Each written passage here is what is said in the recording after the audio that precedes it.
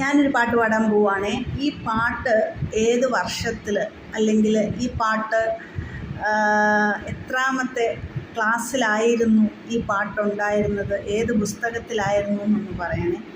തിങ്കളും താരങ്ങളും തൂവള്ളി കതിർ ചിഹ്നം തുങ്കമാവാനം ചോട്ടിയിലാണെൻ്റെ വിദ്യാലയം.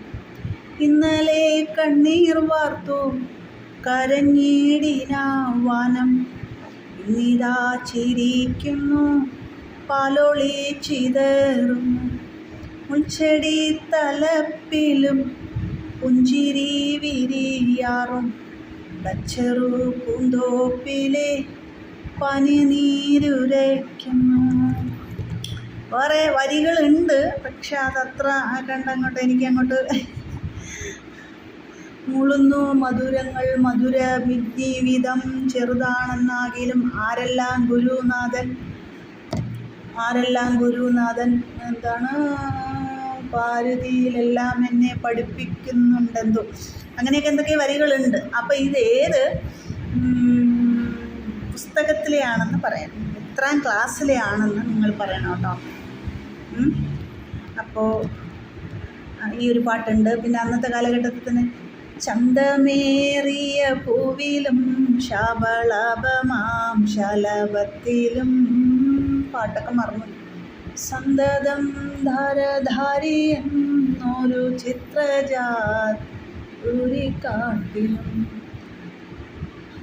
ചാരുകടശമാലകളൊക്കെ രശ്മിയിൽ നിത്യം ചിന്തയാമണി മന്ദിരത്തിൽ വിളങ്ങും ഈശ്വരനെ വാഴ്ത്തുവിന്, അങ്ങനെ എന്തൊക്കെയാണ് വരികൾ, സംഭവം പറഞ്ഞു.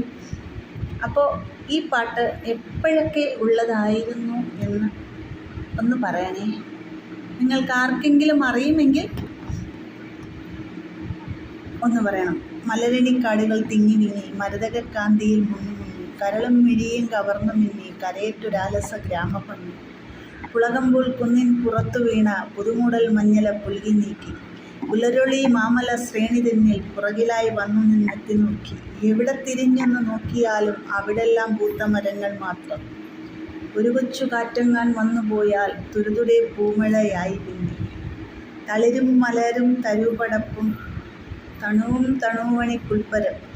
ഒരു കൊച്ചു കാറ്റങ്ങാൻ വന്നുപോയാൽ തുരുതുരെ പൂമഴയായി പിന്നി.